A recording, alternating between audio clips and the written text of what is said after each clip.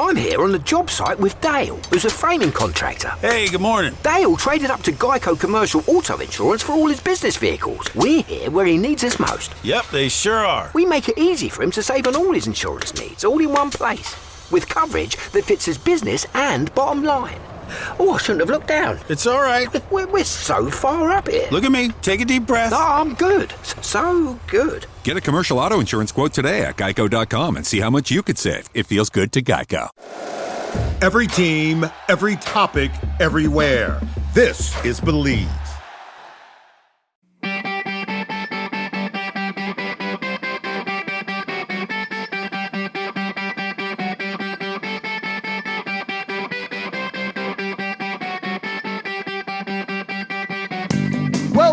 Welcome, everybody, to the Hockey Think Tank podcast, brought to you by the Hockey Think Tank community, a place for all passionate players, parents, and coaches to go to get a little bit of education and a little bit of inspiration regarding the greatest game on the planet. We love this hockey community. If you're not in it yet, go to community.thehockeythinktank.com and join the hundreds of people that are in there sharing ideas and having a blast, just collaborating about the best game on the planet. What an episode we have for you guys here today. We are bringing on mental performance coach Lindsey Wilson. Lindsey's background is in basketball, absolutely stud basketball player back in the day at Iowa State, where she was an All-American. She also played professional basketball as well. And now she's a mindset and mental performance coach. Unbelievable conversation. Before we do get over to Lindsey, though, let's bring on the talent of the podcast, one Jeffrey Jehu Lavecchio, Mr. GM, GMT. What's up today, brother? What up, my man? Just buzzing, baby. Got floor put down in the gym this morning. Another step closer. And you're getting ready to watch your Broncos play in the Frozen Four. By the time this comes out, they may or may not be the national champion, man. By the time this comes out, I'll have a national championship Western Michigan Broncos hoodie on. That's cool. There you go. Getting the opportunity to speak to the team beforehand, giving a little bit of Jeff Lavecchio freaking juice. Yeah, got a text from one of the guys on the team, because I spoke to the team last year too. One of the guys on the team was like, "Bex, we're out of Lactigo. Can you please save us? The team needs Lactigo." And I was like, "Wow, you guys are so lucky. I'm coming to the team dinner tonight, and I'm gonna kick the door open and just start throwing Lactigo bottles out at all the boys." It's gonna be. You think I'm kidding? It's gonna be unreal. Oh no, I know you're not. I know 100%. You're probably gonna do it with your shirt off too. Oh, yeah, why wouldn't I? Just man-thonging it up and just in the middle of a steakhouse, just throwing Lactigo liquid gold bottles. What's up? You get a Lactigo. You get a Lactigo. Everybody gets a Lactigo. Remember those like Oprah memes where she's like doing that and then her like head explodes? Yeah, that'll be me, but with liquid gold Lactigo. Yeah. So, how pumped are you for First and the boys, man? First and the boys. Frozen Four, first time in Western Michigan history. So cool, man. Literally just from where Western was when I got there to where they're at now is so freaking cool. Very, very exciting as an alum, and really excited to be with the team tonight. See some of the old staff that are still there, and just it's gonna be a cool couple of days here. Yeah, I'm so heartbroken for my big red. Again, one goal away from the Frozen Four, like so many times before. I was getting ready to come down and see you in St. Louis, and then those Hudson boys, good Chicago boys, but couldn't get it done. But yeah, I'm pumped for Western. It's going to be awesome, especially that it's down in St. Louis. So good for them. I was actually texting with Giuliano Pagliaro, one of the associate head coaches there at Penn State. This is like, we talk about resilience and adversity all the time on the podcast. Penn State was 0-9 in the Big Ten. They were 0-9 to start the year in the Big Ten and found a way, came together as a group, culture, love, buy-in, all that kind of stuff. And now they're in the Frozen Four and won in overtime in Pennsylvania in front of pretty much a sold out crowd to be able to get there against UConn. And just congrats to them. I mean, congrats to obviously everybody that's in the Frozen Four right now, but 0-9 in the Big Ten to Frozen Four with an opportunity to win a national championship. Man, resilience, adversity, it is a necessary ingredient to being great, whether that's individually or as a team, you have the opportunity to do things special, because from A to B is never a straight line. There's always ups and downs and surprises and twists and turns, and man, just good for them. So it's I'm excited for your Broncos, but it's going to be an awesome Frozen Four, and congrats to Penn State and those guys after going through that to get into. Unreal. Yeah, 100%. I mean, what a story that is. Hopefully that story line ends tomorrow, but what a story that is. I love it, man. Well, this was a great conversation. So for everybody that's going to listen to this, I'm flying solo on this one. Unfortunately, Vex had some stuff going on last minute that he had to tend to, but Lindsey Wilson is an absolute stud. A mindset and mental performance coach. She does a lot of teaching mental performance coaches. That's what she does a lot of. And so we get into that, but man, like her passion for doing it. And she has such great perspective. We talk about perspective all the time, and she has such great perspective on performance and mental health and how they relate. And it's just a wealth of knowledge. She was a high level athlete, just an unbelievable All-American basketball player in her own day, and now getting the opportunity to train people, to train those types of players, particularly as well as working with them. It was just a wealth of knowledge, great perspective, and I really think you guys are going to love this episode. She's awesome. Yeah, unfortunately, I had gym deliveries coming in, and I had to be there, so I had to miss this one. But Toph, anytime I do have to miss, which has been rare the last 6 years, and Toph calls me and says, "Oh my God, was this a great episode?" So I know this is going to bring the fire, and I can't wait to listen to it with you guys. There we go. So before we do get over to Lindsey, we do have some people to thank. First people we want to thank is our title sponsor, which is icehockeysystems.com. Best website out there for all of your coaching education needs. They are one of the best companies that I've ever seen. We do so much collaborating with them, and they're putting out such a great service to the hockey world. Go to icehockeysystems.com today. They got thousands of drills, whiteboard explanations from high-level hockey people, the ability to go in there, draw up your drills digitally, send them out to your players, send them out to your team, and actually host a library of all your drills and all your practice plans together.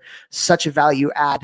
Also, you can get this. We've partnered with them for your entire organization. So every single coach within your organization, imagine as a hockey director where you have the ability to have an organization-wide practice plan library or drill library for all of your coaches, from the ones that are really into it and are all about coaching development to the ones who are volunteers, 9-to-5s, who are coming to the rink from their jobs and just need a little bit of extra help to create some good practice plan for their kids. They're a huge value add for all of the coaches in your organization. So go to icehockeysystems.com today and check out the association's platform. Jeffrey Lavecchio, it is your turn to go.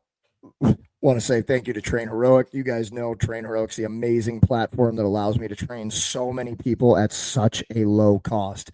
I've already got, I believe, over 200 players that have signed up for my off-season training this off-season, so absolutely crushing it. Really, really excited. And if you're a team that is looking to have off-season training, whether you're above 14 or below 14, I have 2 separate tracks. One is a preteen all-at-home athlete program that's going to be dropping probably right around the time this episode comes out. And if a whole team signs up, I will give you guys a massive discount. Same thing goes for the in the gym program for the older players. All right, I've had thousands upon thousands upon thousands of players training me online using this app. Cannot thank them enough for how amazingly it allows me to coach effectively and efficiently, and for such a low price. So thank you to Train Heroic. Train Heroic. And we also want to thank Helios Hockey. Helios, one of the best hockey development products out there. It is a sensor that you put into your shoulder pads that gives you real-time data, real-time feedback on your play. And we all know, actually, the guest that you guys will hear next week, very, very special guest, but talked about how important skating is. And when you talk about skating, think about Helios, it gives you real-time data and feedback on your stride and your length and mechanics and things like that. Also, every time you go with that sensor goes. And so it maps out where you're going and gives you, again, real-time feedback, real-time data on what they call a hustle score. So how fast you're moving, how hard you're going out there on the ice as well. And the game changer with it is it links up to any video that you have, whether that's Live Barn, your iPad, your iPhone, whatever it may be, and you can get it right after you practice, right after your game. So that ability to get that video right away, dude, that's worth its weight in gold in and of itself. So go to helioshockey.com today and use the coupon code ThinkTank, one word, and you will get a 20% discount on your pro annual or your pro 24-month subscription, or go to helioshockey.com/teams if you want to get this for your entire team. Also want to thank Crossbar. Crossbar is an end-to-end software solution that you can use to really streamline the operations for your youth hockey program. We know so many hockey directors and so many different boards of youth hockey organizations that have switched over to Crossbar for their operation and website needs, and they have been so incredibly happy that they've done that. It's unbelievably easy and simple website design, easy to use, registration for everything from big term season to little term drop-ins, clinics, and lessons. There's a club scheduler and 5-star communication app to communicate with your families, financial tools and reporting, volunteer facility management. This is literally a thing that can help you as a youth hockey director to be a little bit less stressed and a lot more sane.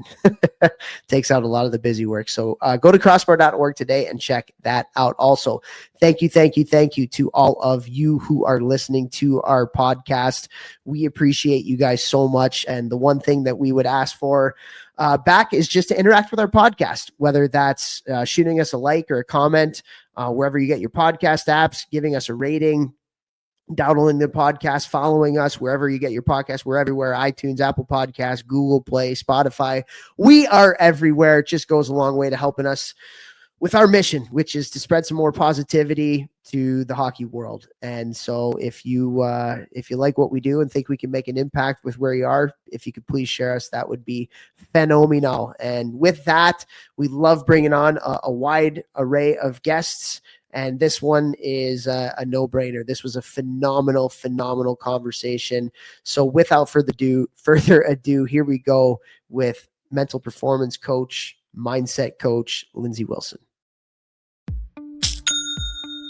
Nobody does selling better than Shopify. Shopify is the home of the #1 checkout on the planet. And the not-so-secret with Shop Pay that boosts conversions up to 50%, meaning way less carts go abandoned and way more sales going through. So if you're into growing your business, your commerce platform better be ready to sell wherever your customers are scrolling or strolling. On the web, in your store, in their feed, and everywhere in between.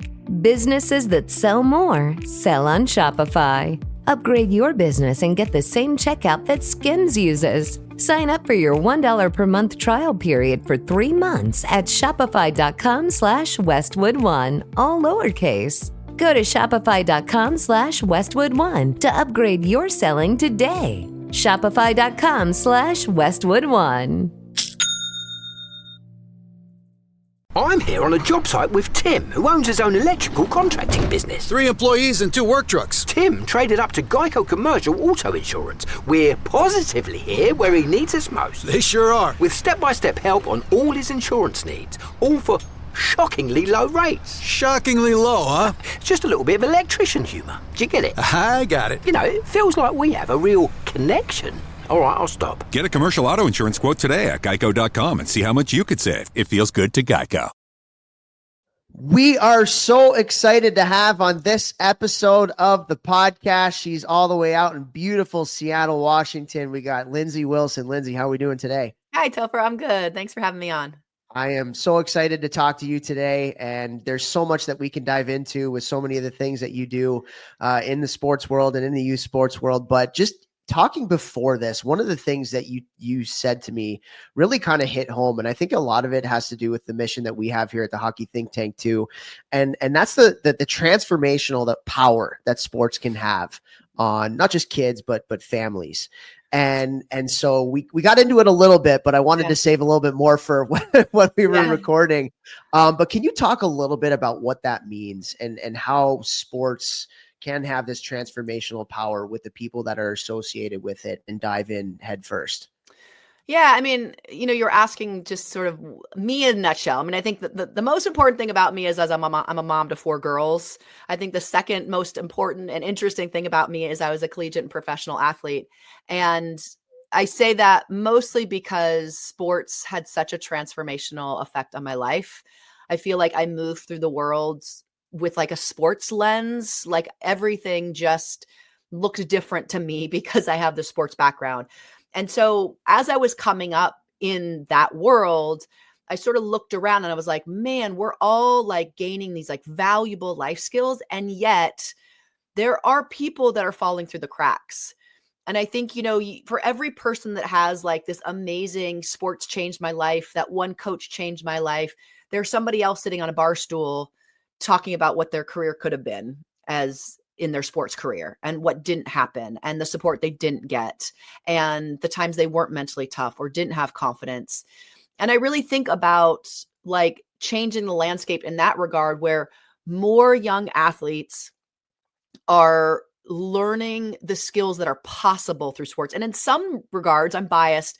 I feel like in some ways it's almost the only place they can learn these things. I think that's a little bit extreme, but that's kind of like how I see things, where it's like sports, we have the rapt attention of, let's say, even if we narrow it down, 10 to 17-year-old kids. I can tell you for most of them, they're not paying as much attention in math class as they are in practice. You know what I mean? And so we have them with this attention to learn these really valuable life skills that they don't even know that they're learning. And as I mentioned before, any great coach, any great parent is going to teach them some of those, right? With or without my help, with or without sort of official mental performance training. However, I think that we have the opportunity to teach more kids, more skills with some very basic, simple tweaks. I love that. How much of that do you think is just like coaches being maybe parents too, being a little bit more intentional about teaching these life skills? Because I feel like a lot of mentors and a lot of coaches in the youth sports industry, like they say that, right? Like, my job is to create not just better players, but better people. But then if you ask them, okay, well, how do you do that? A lot of it is just like, well, just by how I act, or it's not really like I have a plan for this kind of thing. Is that something that you're seeing with a lot of the people that you work with? It's something that people maybe think about and know that's very important, but I don't think we're quite there yet on them actually having a plan to execute to make sure that they're building the life skills that they want in their players. Is that, if that makes any sense? Yeah. I mean, here's the thing, like coaches are like next to maybe like teachers and nurses, they're like doing God's work, man. Like they're there, as you know, right? And whether they're paid or not, so many coaches are balancing like so many balls. And I think that we're not necessarily setting them up to deal with, I mean, you got the X's and O's, right? In every sport, you have the X's and O's, you got the skill work and all that kind of stuff, which is like massively hard to teach, takes a ton of time, but like people are getting skills in that area. Coaches are going to clinics, they're learning from each other, they have practice plans, like the access to that stuff is there, right? And then you have this whole other skill set. And some of that they are going to have naturally. They are, quote unquote coaches. They're maybe positive, they're uplifting, they see potential in other people, and they have some things that maybe you could never even teach them. They just have it, right? But then there's like a piece of that I think is really challenging in the sense of like, they're getting a lot of the mental, emotional, psychological, they're holding a lot for the team collectively and individual players. Meanwhile, maybe they have families. Meanwhile, maybe they have a day job. Meanwhile, they're trying to get a workout in here and there, right? Like they have all these things. And then they have these athletes that really don't have skills often, depending on what level they're at. And so the coach takes them on. And eventually that model doesn't hold up, right? I mean, eventually they either get burnout, they leave the sport, they have a mental breakdown, whatever. And so how can we create systems and routines that help prop up that kind of coaching in a way that's really simple? Because if we leave it to coaches, they may want to, and guess what? It gets down the totem pole. They put it off till next season, or they're trying to, and they get on the internet and they get in a rabbit hole of Google and YouTube videos on mental performance training. And frankly, there's some great stuff out there, right? I mean, I have a whole bookshelf of stuff, but what do you do on a Tuesday afternoon practice? And if it's not simple, It's not 5 minutes, and it's not actionable. It's not easy to understand. Nobody's going to do it. It's just, they don't have the time. They don't have the time to do it and also learn about how to do it. So they just go back to what's comfortable, and what's comfortable is taking on a lot, and it's not very efficient.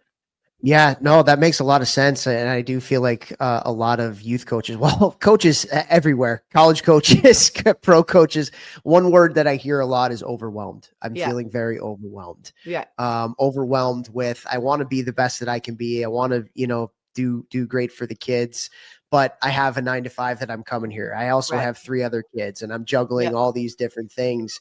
And so how do you feel like we, with what you're doing, with what I'm doing, with what youth organizations could potentially do, how do you think we can help to support these coaches and support these mentors, so that, because at the end of the day, the best thing that you can do as a leader is bring the best version of yourself to prepared or not, right? Like just bringing the best version of yourself to the rink, to the field, whatever, to the court, whatever it may be. Yeah. How do you feel like we can better support our coaches, who are the most important people, in a lot of these kids' lives as mentors outside of their parents? How can we better support them, do you think? Well, I think that's a really great question. I have kind of 2 thoughts. One is something that we really emphasize, and really any of our trainings or programs or certification, is coaches, whether that's a sports coach or a mental performance coach, really practicing what they preach, sitting in the student chair, learning these tools as a human with a human brain. Because I think when you really start working on yourself, it creates learning and teaching and leading, and you're doing it a little bit through osmosis. So if you're able to manage your emotions, you're able to self-regulate, you're able to deal with failure and push yourself out of your comfort zone, you're automatically making it safe for other people to do it too. Whether you're like talking about it a ton, although I do recommend that, whether you are or you aren't, they're seeing you live it. They're seeing you in the messiness of life, trying to work on yourself. So I do think that that's really, really important. It just creates an authenticity that is really important in a leadership position. And then the second piece of that is creating routines that allow a team to do mental performance training in a really simple, efficient way.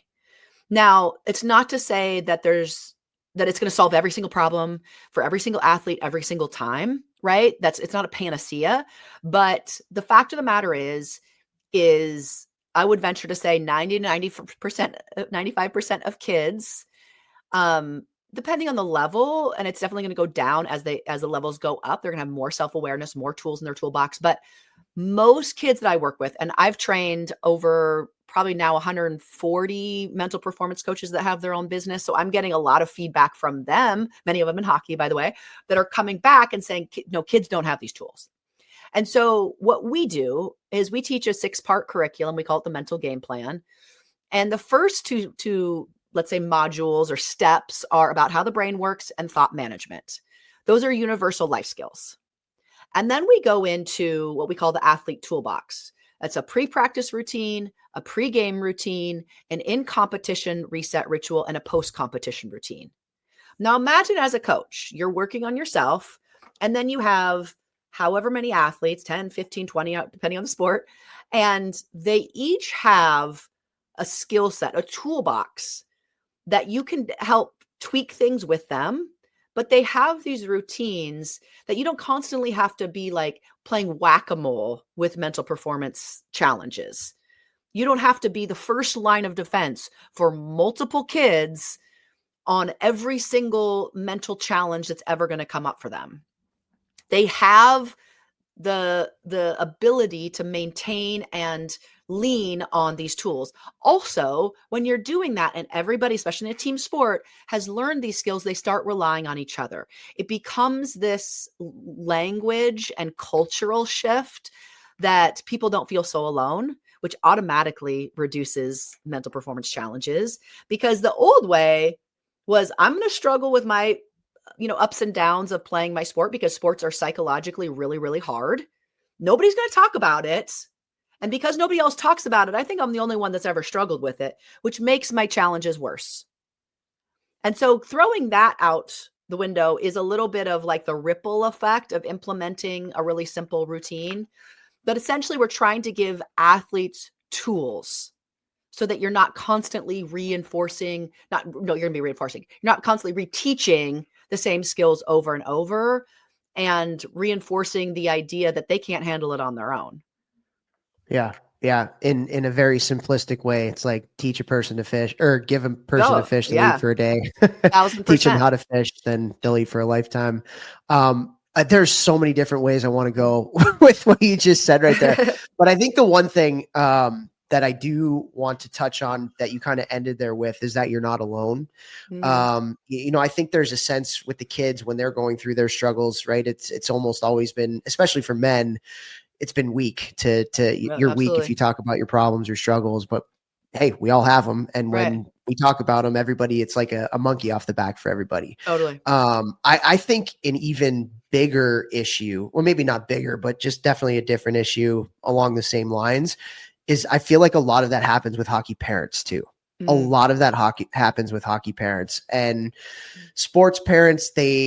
From what I see and what I'm hearing, they never want to speak out or talk about difficulties or question things based on fear of retribution from the club that they're in, based on they don't want people to think that they're weak, so their kid is then weak, so that their kid's not going to make a team. It just causes this really big anxiety for a lot of parents when pretty much all parents are stressed out from what I'm seeing. They just want to do what's best for their kid. There's so much different information coming from all these different spots. It's information overload with the amount of opportunities because youth sports has become a business and there's a lot of entrepreneurs in youth sports, right? Yeah. Can you speak a little bit to that for parents?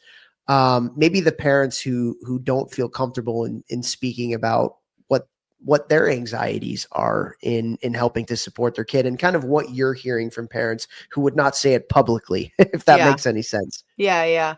I mean, I am a parent of kids that are just getting into sports. We are not at the level where there's a lot of pressure. I know John O'Sullivan, who runs Changing the Game, shares a graph about when time and money start increasing, expectations start increasing also, which sounds sort of Captain Obvious, but I do think that it's important to note that like it is a very natural thing for parents to get caught up in it. I think sometimes it's like, well, they shouldn't be doing that. Well, it's like they're spending every freaking weekend. I can't even imagine what they're spending on hockey, right? I mean, they're spending every weekend, they're traveling, their gear, they're all the things, private lessons, like they're investing a lot. But I think at the end of the day, when as a parent, it's like, can we check in with what the end goal is? And if the end goal really is making the NHL or Division I, well, we can get excited about that. I mean, I remember as let's see, I was a high school player, and I remember distinctly like sitting in basketball camps and people saying, point whatever the stat is, 0.01% of you are going to make it to the Division I level. I'm the one that's like, well, too bad for all you because I'm making it. You know what I mean? So I don't think that mentality is necessarily bad. But I do think the reality is you can also get there and be miserable. You can get there and you can be not prepared. You can get there and, have all kinds of other really awful mental and emotional things happening.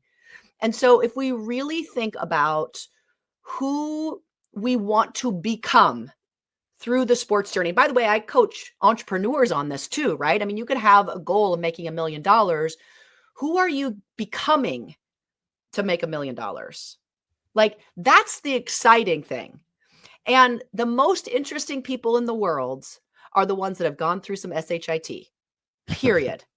Right? And so when you're thinking about your kid going through these mental challenges, there is 0% chance they're going to get to the highest levels of any sport without going through that. 0% chance. Right? And so it's like our mentality about avoiding that stuff is so wrong. It's like you have to go through that stuff to be tough enough to make it to the professional level. Right? If you don't experience any of that, you might make it to the professional level and you will get crushed. I mean, you will get annihilated. right?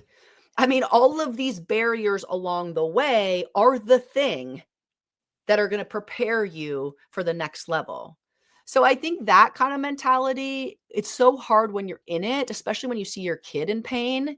You want them to avoid those things. But again, these are the life lessons. If we're really taking a step back and thinking, why are we doing sports? Is it really for the result that we can't completely control?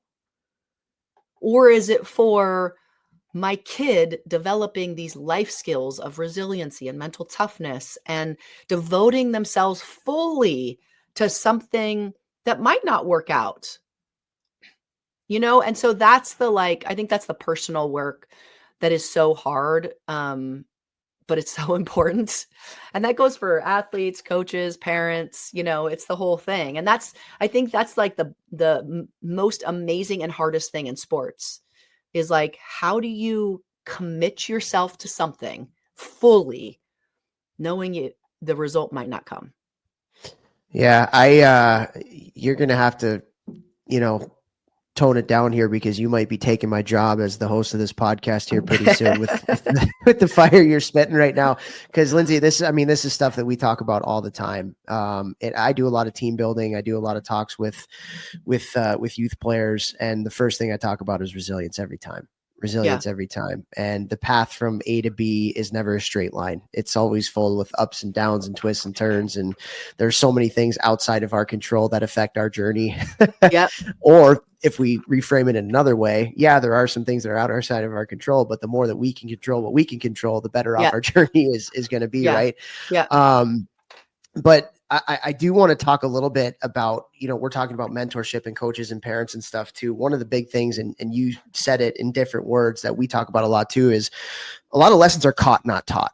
A lot of lessons are caught, not taught. And what you do and how you act teaches so much more than what you say as a mentor, as a coach.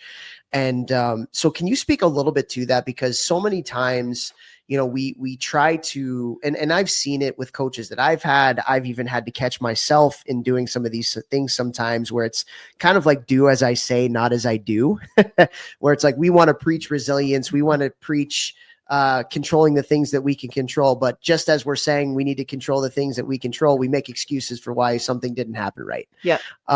So can you talk a little bit just about that in what you do, and maybe even the self-reflection piece that you were talking about on bringing our best selves and just even who we are and what we do and what we bring to the table can even be more impactful, more important than anything we say to these kids about what they should be doing in their development process.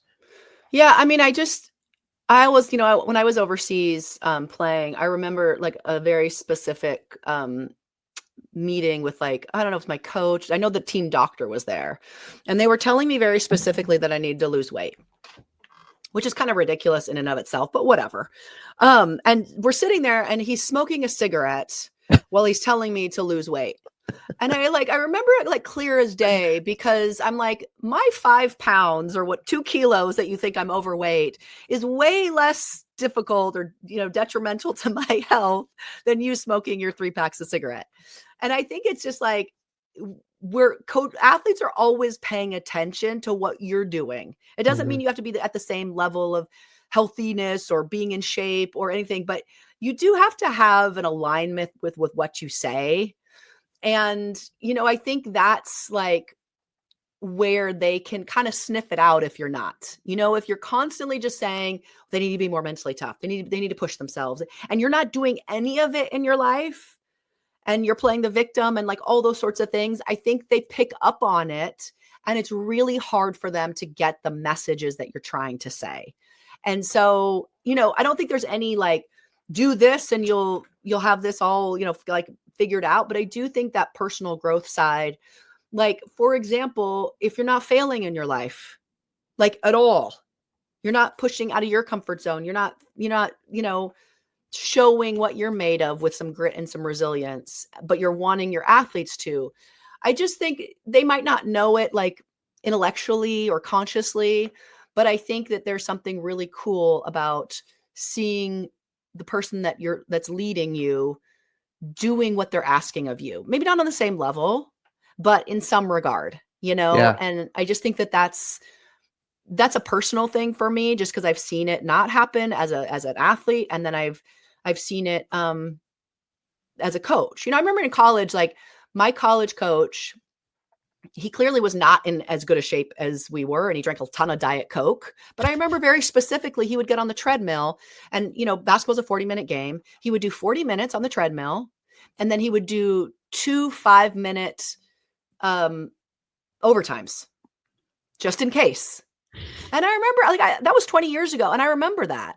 Like, that's like some respect there. You know what I mean? Like, he's walking, by the way, on the treadmill. This isn't like him sprinting. This is his walk. And I'm like, that means we're in it together. You know what I mean? Like, he's got to be in shape. He's got to be taking care of himself. He has to be mentally tough for 50 minutes, just like he's asking me to do. And I remember thinking, like, that means we're in this together. Yeah. And then, I mean, coaching is 95% relationships and getting people to trust you. And by doing those kinds of things, it allows a trust to be built between you and the player. And when that happens, then you can coach that player harder. You can, they're going to take your coaching better. And one of the biggest examples for me when we talk about these kinds of things is, I'm sure we've all had coaches who after losses, all they want to do is come in and point the finger. You guys didn't do this. You didn't do that. Can't believe blah, blah, blah, blah. But some of the most, I'll use your word, transformational moments that I've had after tough losses or things aren't going very well is when a coach comes in the locker room. And all coaches, one of their biggest things that they preach is accountability. You got to hold yourself accountable. Accountability is a big thing. And when coaches set that standard for themselves and they walk in and say, hey, this one's on me. Yeah. This one's on me. I didn't have us as prepared.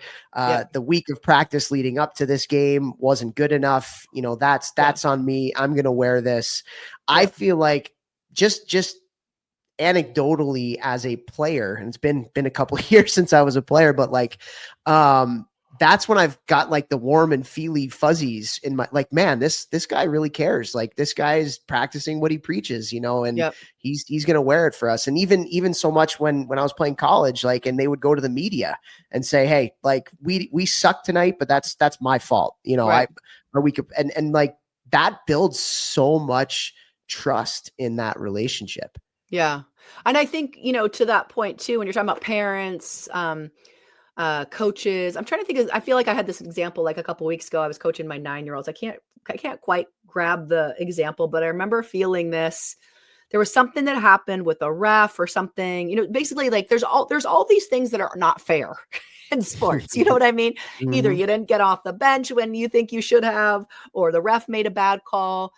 And I think as adults, it's really easy to get caught up in the emotions of sports. And that's one of the most beautiful things about sports is it is this place to play out all these emotions. And yet it is also the place where we get to take accountability and we get to teach the big lessons that we don't get to just blame the ref. We get to say sometimes the ball bounces our way or the puck goes our way and sometimes it doesn't. And that sucks. And we can feel whatever we feel about it.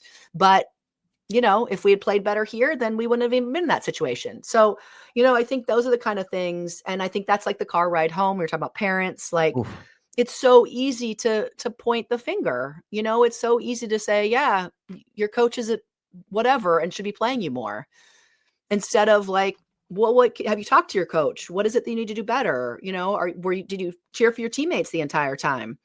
Are you showing up early to practice? Are you the last one to leave? Like, those are the kind of things that, like, when we're talking about who we get to become through sports. If that's really the goal, someday we're gonna have a boss we don't like. Someday we're not gonna get the promotion, even though we think we deserve it. Like, these are the things that we're trying to learn through sports. And as the adults in the room, sometimes it's hard for us, but we can do it. Yeah, 100%. It's so funny. You talk about the car ride home when we do our parent education stuff. That's something we talk about a lot and how important that car ride home is. And we actually have a sheet that we give to the parents on just tips to have a good car ride home. And one of the things that we have on there is if you play the blame game, so will they, Oh, 1,000%. You get into your car and mom and dad, or you get into the locker room and coach is saying, oh, the refs screwed us today, or, blaming somebody else. All we're doing is we're creating another generation of excuse makers. And I don't know about you, you played basketball at a really high level. I played hockey at a really high level.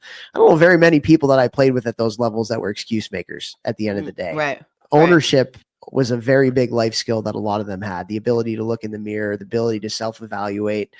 And it's really funny. Like, this one story that I've been telling a lot, it was probably 6 or 7 years ago now, but I was having dinner with a guy who at the time was a director of player development for the Pittsburgh Penguins.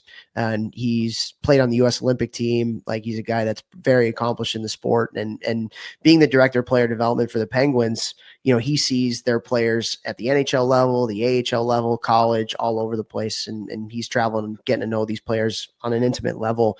And so I asked him over our dinner, I said, hey, like, what's the one thing that makes a player stick in the NHL? Ooh, like, that's a great question. Like, so many players, they get there and then they can't quite stay, or they don't have the skills or capacity to even get there. You see all these players from draft picks all the way on up. Like, what's the one thing that you think is like the thing that helps them to make it stick? And I'm thinking a hockey thing, right? I'm thinking like hockey sense or speed or whatever, talent. And his answer fundamentally shifted how I think about player development. His answer was self-evaluation. Like, a player that has a really good self-evaluation, good self-reflection, they know who they are, they know what their role is, they know how to fit into the dynamic of the team, both on the ice and off the ice, and they truly know their strengths and play to those. Like, the ones who can really have a great self-assessment of who they are, like, it kind of go back to your point, like, who am I becoming on this journey in sports? And it really just threw me. And I was like, man, I need to think about this whole development thing so much differently now.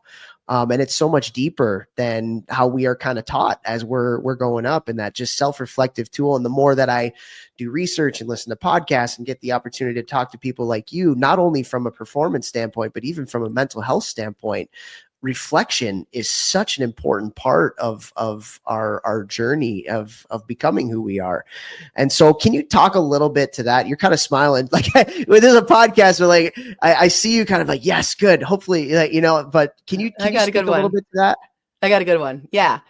So I so agree with this. I think, we've kind of touched on these little pieces of like failure and, as coaches, letting your athletes see that you failed and how you pick yourself back up. And I think so much is wrapped up in humans, like reaction to failure. And again, there's 0% chance you're getting to any level in any sport without a whole lot of failure. Right.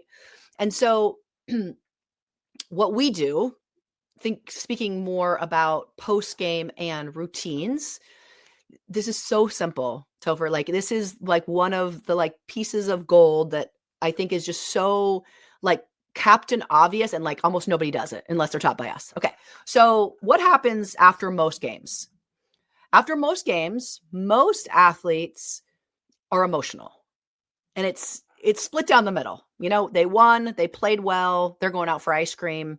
They're like they might be happy, or they just might be relieved, right? But anyway, it's a positive emotion. They didn't play, they missed a shot, they lost, whatever. They're like down in the dumps, right? The dichotomy of that really sets us up for not having any self-reflection at all. I know as a collegiate athlete, I would like drag myself into watch film with my assistant coach, and I would hate like every single second of it because I didn't know how to evaluate myself without being just irritated, right? Like, just let my confidence sort of go into the tank for a little while. And my mentor, Dr. James Hollingsworth, taught me a strategy called critiquing versus criticizing. And this is what we teach athletes to do, definitely after post game, but you could also do it after post practice just to get those reps of really practicing that self-evaluation, critiquing what happened, holding yourself to really high standards without getting critical about yourself, either as an athlete or as a human. And this takes practice. It's almost like a 30,000 foot view of how practice went or how the game went. And we do this with something from technology, which is the agile method, which is you ask yourself 3 questions. What went well? What didn't go well? And what can I do better next time? If athletes do that, and again, you can start it with practice just to get those reps. When they start doing that, self-assessment becomes safe because they're not on this like roller coaster of like, if things went well, I get to feel good about myself. If they went bad, I get to tell myself how terrible I am. And like, none of those things are particularly helpful in the sense of like, I'm going to objectively look at how I did and what I can do better. And again, you get to hold yourself to high standards. You get to say, well, I didn't do this here, so I need to do that better. I need to practice that this week in practice or whatever. That skill, to your point, in a very tangible, like 5-minute, even if even that routine is like pure gold. And again, about 0% of people do this. Mm-hmm. Yeah, that's so valuable. It's so funny. I was listening to a podcast as I was working out today, and one of the things that the person was saying that could be so powerful is just be able to see what you do from an objective lens. Yep. Take a step away. Yeah. Yep. And just look at things from an objective lens, because you're right. When you're in it and you're living. Yeah. And I think athletes, like you said, we ride the waves, man. Like, and I was that way as a player. Like I was streaky a lot because when the highs were high, like I was feeling great and like I was riding that momentum, but then, then it starts to go the other way and it's like, oh my God, I'm terrible at hockey. And I never had the skills to be able to do what we're talking about. And that's to be able to reflect objectively about what just happened, because usually in sports, correct me if I'm wrong, but like usually in sports, things typically aren't as good as you think they are, and they're not as bad as you think they are. No, they're not. And our thoughts spiral too, right? And we have this negativity bias. So once we start really looking at what didn't go well, we then just never want to go there again. You know what I mean? Like we get so overly emotional and then we spiral, and then it becomes, well, I'm never going to get a college scholarship. I'm never going to do this. I'm never going to blah, blah, blah. I'm never going to make the starting, basketball. We're never going to make the starting fives. And so we get on this, like I call it the negative train. We get on the negative train. It's really a negative thought spiral. And the next time we have a game, we're like, well, I'm not going to evaluate myself. That was awful. I'm just going to take the W, man. Like, let's run it back, Yeah. And so it creates this these blocks of really not wanting to look at yourself. And it's unfortunate because, to your point, the best athletes in the world have figured out how to self-evaluate. It's a really important skill, but it does have to be practiced. I think a lot of people, it doesn't come natural because sports are emotional and we're supposed to be ridiculously hard on ourselves. And so it's almost like a relief when things are okay, or at least good. And we're like, I don't want to go back to being hard on myself, instead of being able to learn how to do it in a safe way. That's like much more middle of the ground and objective. I love that.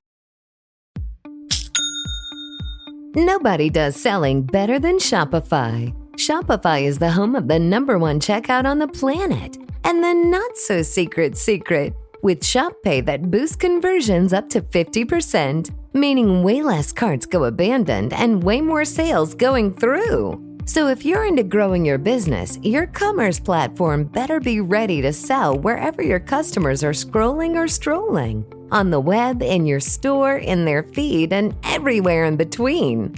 Businesses that sell more sell on Shopify. Upgrade your business and get the same checkout that Skims uses. Sign up for your $1 per month trial period for 3 months at shopify.com/Westwood1, all lowercase. Go to shopify.com/Westwood1 to upgrade your selling today. Shopify.com/Westwood1.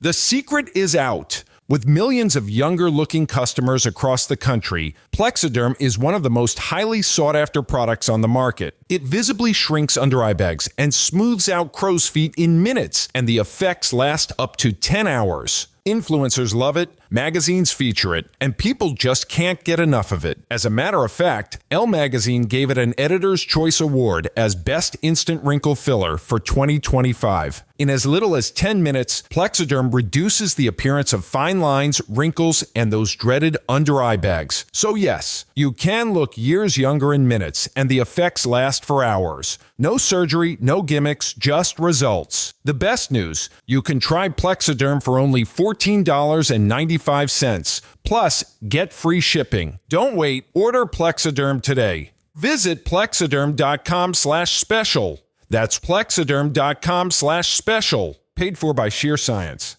Look at him, eating whatever he wants, never gaining a pound. While I'm stuck with the boring special and can't lose an ounce. How's your lunch, man? Amazing. Yours? So good. Oh, I'm so happy for you. Cool, buddy.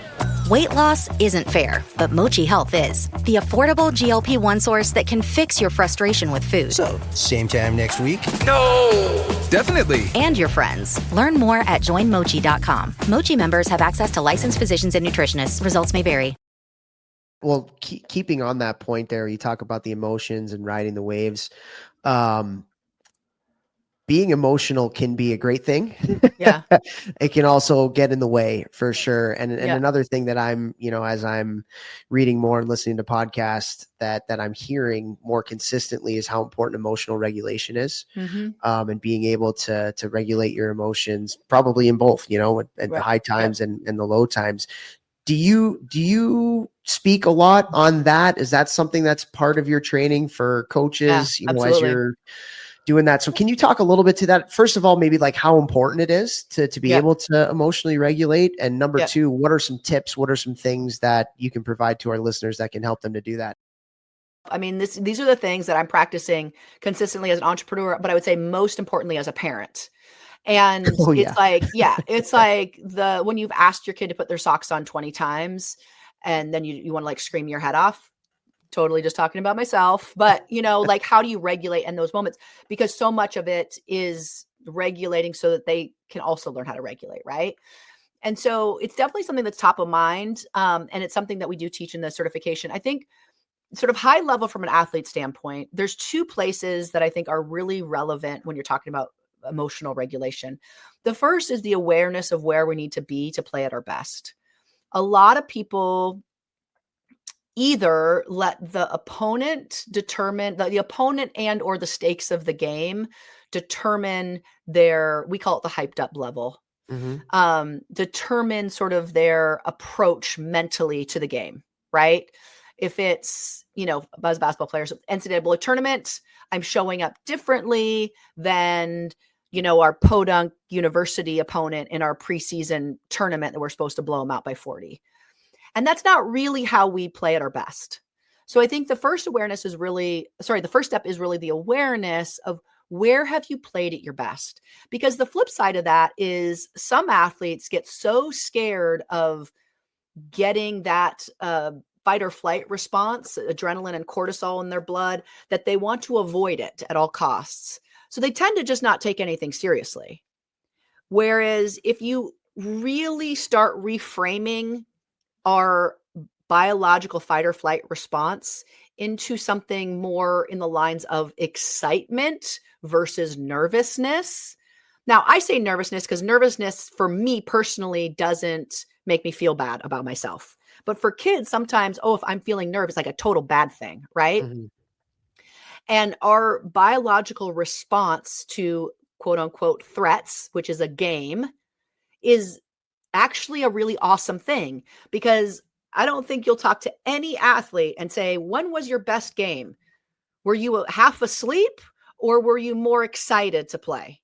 Right? I would say the majority of them, not all of them, are going to say I was more excited to play than like falling asleep. That being said, people do have different levels of where they need to be to play at their best. I was more on the higher end of the scale. I had a teammate from the Caribbean that kind of looked half asleep and she would go out and ball every night. So having that self-awareness of where have you been when you think about your best games in the past, where were you? We do a scale between 1 to 10. 10 being, I want to run through a brick wall. Also not super helpful for most people. 0 meaning I'm asleep, right? And just having that, and getting it down to a number, it's not just a number, obviously, but it does help you sort of get the sense of what range you need to be in emotionally to play at your best. And then figuring out what you need to do to get yourself more up, more psychologically up, or more relaxed. That's a whole, thing that we teach. And a lot of that is trial and error, like figuring out what works for you. So that would be the first thing that I think is really, really important. Can I yeah. just interject here really quick? I just want to say Absolutely. something before we get to the next point, because I totally agree with that. And so we have had the opportunity, and we know some people who are really high up in the Finland coaching education system. In Finland, when it comes to players per capita elite levels, they're unreal in hockey. Yeah. And one of the things that they talk about that they really hammer home with their players is optimal levels of arousal is what they call it. Yeah. Same thing. And same exact Cool. thing. So yeah, really cool. for all our hockey people, Cool. like the Finns, they put what Lindsey's talking about right now is a huge, huge part of the development process. Is a player, and this is where self-awareness and self-reflection comes in. Yeah. Hey, where was I at today and how did I play? Did I not have enough energy? Did I need to do something to psych myself up? And then from like an anecdotal standpoint, for me, I was somebody who could get not play my best because of paralysis by analysis, thinking too much and then not just going out there and reacting, right? I was too in my head. And so I found that one of my cheat codes, let's call it, is I got to go piss somebody off. I got to go throw a hit, take a hit. I got to get into a little skirmish, because that way I'm not thinking about anything else. Now I'm just thinking about beating you. And now I'm up with it. So it's just that. So I just, before you went on, I just wanted to give a hockey reference to that, because the Finns, that's literally something in their coaching education and their player development models they talk about as one of their most important things. Yeah, it comes out of research, not sports related, called the Yerkes-Dodd theory. So you can Google that if you want. It's like a Yerkes being with a Y. And it's really interesting, I think, especially in sports that are more aggressive or / violent. You're talking about like a football player, like there is a balance in that. And how do you then bring yourself back after, say, a fight or a skirmish or whatever, right? And so there is this dance of this emotional regulation that is really important. And to that point, then we have to be able, so we have that pregame, and we have to have tools such as visualization, such as pissing somebody off. Stuff, some are mental performance related, some are warm-up based, some are breathing, some are hitting a heavy bag. You know what I mean? There's different ways to sort of get yourself ready, okay? Mm-hmm. But then we have to keep coming back to it, because we can get dysregulated with a bad call or with a check or whatever, missed shot in basketball. You can get off. You have a million moments to get thrown off. And so what is our routine in competition? And we have something we teach called the reset ritual, or a mistake ritual even, that again is a tool for emotional regulation. And we teach something that's really, really simple. And then like in my everyday life, I use something pretty similar too. Like my kids remind me to do it. Right. And it's little things like, and in my life, it varies depending on which kid I'm talking to or which tool I remember. But in sports, it's nice to have one that's really solid, that you just get the reps. You're practicing in practice, you're practicing in the game. But in my life, I take deep breaths, or I go to my front porch, or my 5-year-old sings the Daniel Tiger song. And so there's like these little things that really anchor us to the moment, because the problem is when we don't have those, our reptilian brain takes over and we're done, right? We are off to the races. We're on the negative train. We're thinking about our coaches taking us out. We're the worst player on the team. We're never going to play again. We're going to lose our starting spot. We're going to lose the game. We're never making it to the championship, and on and on and on, right? And so if we don't have something in that moment to anchor us, we don't have a lot of control. And so we definitely, that's part of our athlete toolbox. We have this 4-step pre-practice, pregame, in-game, and post-game. And that toolbox is like the best of the best, simple, realistic, actionable tools that every athlete can do and every athlete needs. I love that. I love the fact that you have a pre-practice one too, because Yeah. that's so important. And one of the things we always try to impart on the kids that we're around is like, you can't just turn it on. How you practice is how you're going to play. And so having that pre-practice is great. I got one more question for you here, Lindsey. And this is one I actually posed this to another person in the sports performance world just the other day. But one of the things I get the opportunity to get in front of a lot of hockey parents and do some parent education stuff. And I always ask a question that always elicits some emotion, if that's what we're talking about from the parents here. And this could be 8-year-olds all the way up to 16, 17-year-old kids. And I ask the parents, I say, of all of you in this room right now, raise your hand if your kid is way too hard on themselves. Raise your hand if your kid is way too hard on themselves. And it's always a really shocking moment when everybody kind of looks around and sees the hands, because it's like probably close to 75% of the parents are raising their hands that their kid is way too hard on themselves. Yeah. So I want to ask you, in your field, in having the opportunity to work with so many different kids and parents and coaches, number one, why is that? Why do you think that? And maybe it's not any different than when we were growing up. We were all hard on ourselves too. But like, why do you think that so many kids are hard on themselves? And what would be some tools or some advice you would give to parents or coaches to help them navigate this journey that these kids are on of them being too hard on themselves?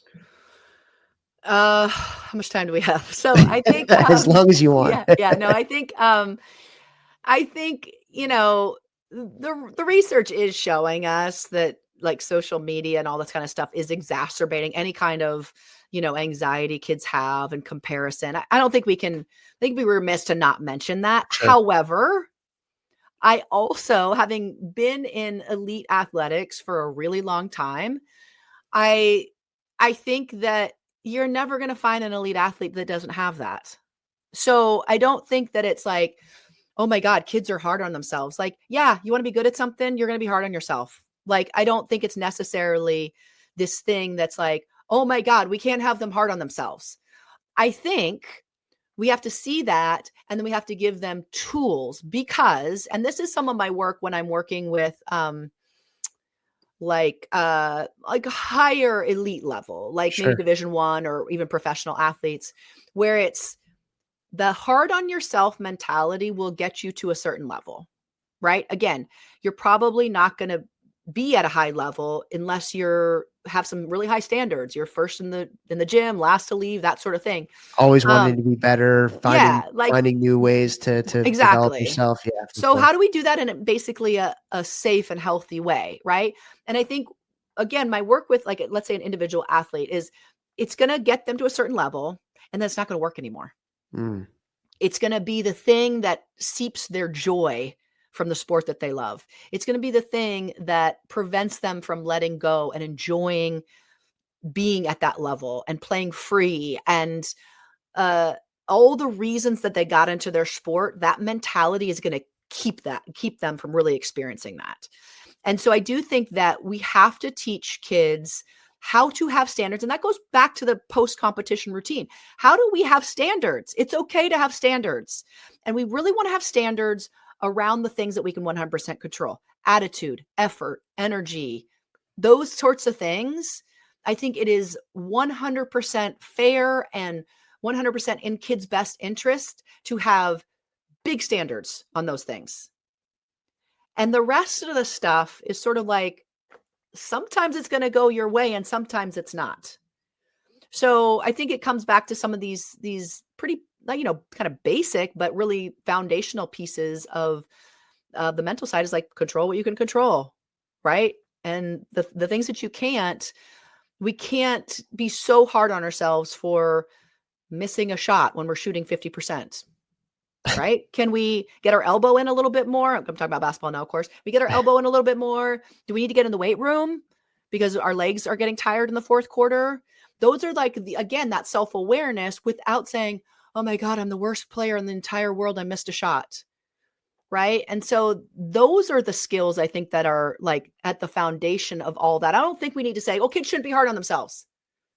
I think that's kind of futile too. It's like, be hard on yourselves in the right way. Yeah. And not in the wrong way.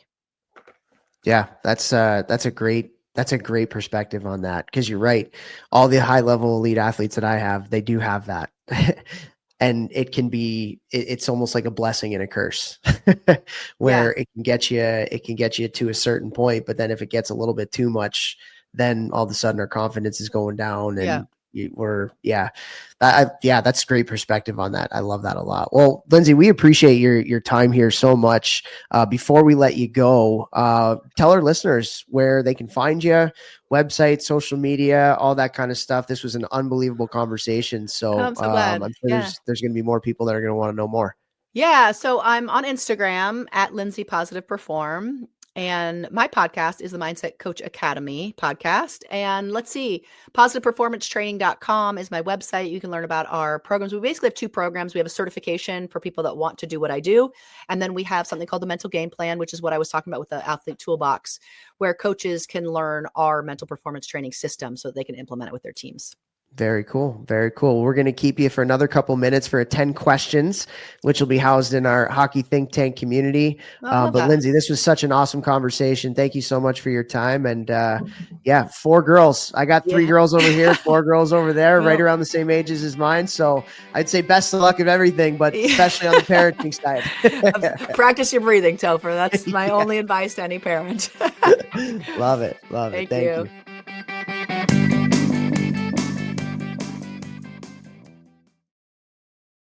The NBA 82-game grind is done, and now the real fun begins. The NBA playoffs are here, and it's time for all the high-stakes drama, clutch moments, and draw-dropping plays. I can't wait. If you're looking to make the playoffs even more exciting, DraftKings Sportsbook has you covered as an official sports betting partner of the NBA. Try placing a bet on your favorite player's performance. Will they drop 30 points, 40, maybe even more? It's your call. Here's something special for first-timers. New DraftKings customers bet $5 to get $200 in bonus bets instantly. Make it a playoff run to remember with DraftKings. Download the DraftKings Sportsbook app and use code THPN. That's code THPN for new customers to get $200 in bonus bets when you bet just $5. Only on DraftKings. The crown is yours. Gambling problem? Call 1-800-GAMBLER. In New York, call 877-8-HOPE-NY or text HOPE-NY 467-369. In Connecticut, help is available for problem gambling. Call 888-789-7777 or visit ccpg.org. Please play responsibly. On behalf of Boot Hill Casino and Resort in Kansas, 21 plus age and eligibility varies by jurisdiction. Void in Ontario. New customers only, and bonus bets expire 168 hours after issuance. For additional terms and responsible gaming resources, see dkng.co/audio.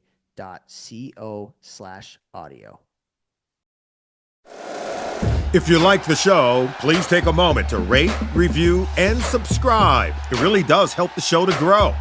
Thank you for listening.